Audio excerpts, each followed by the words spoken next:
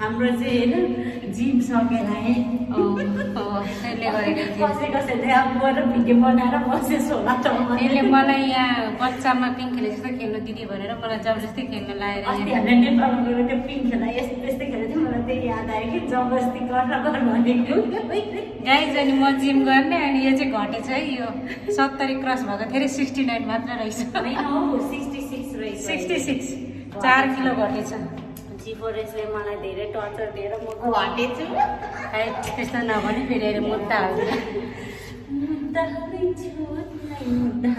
अब त कसैले केही पनि गर्नु सक्दैन मलाई जुन केटी जस्तो फुरुरु नाच्छ पनि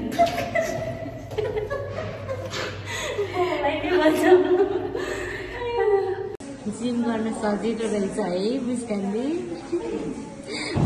खालि जिम जिम जिम भन्थ्यो बिचरा यो डन्टी पक्राउन पनि हाइट नपुगेर घिसेर तानेको है दिदी hello everyone welcome to my mini blog. आज त तपाईँले देख्नुभयो होला मेरो बहिनी आएको थियो र मेरो बहिनीले भिडियो बनाएर यहाँ कमेडी गरेर आमामा हुनु पनि हो हाइट नभएर मैले यो माथिको मेरो हाइटले नपुगेर मैले तान्नै नसकेको धन्न ट्रेनर आएर अनि तानिदियो अनि यो फेरि उस्तै साह्रो नसाह्रो रहेछ। आज त मेरो लत भइसकेको थियो खत्तम भयो।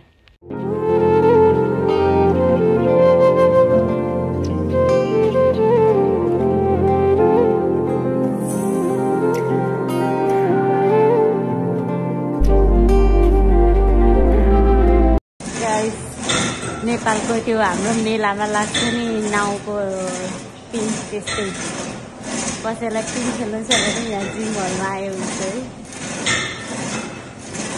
धेरै रुममा बसेर भात खाएर मोटाएपछि गाह्रो हुँदो रहेछ है घर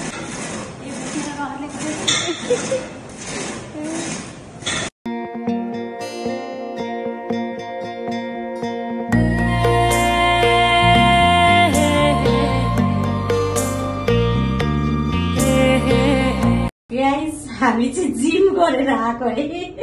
मेन त हाम्रो मुस्कानले है म त हेरेको त्यहाँ त पनि घटेको छ जिम गरेर मेरो दिदीले त आमा त हड्डी जस्तो भएको छ हड्डी जस्तो भएको छ मेरो केटाको जस्तो साह्रो भइसक्यो यार आज त मुस्कानीले कसैलाई रिस उठाउने एक पस्दैन भङ्गाङ्गै ढल्यो है जिम नगरे पनि हाल्दिहाल्छ नि तामाङको छोरी भयो त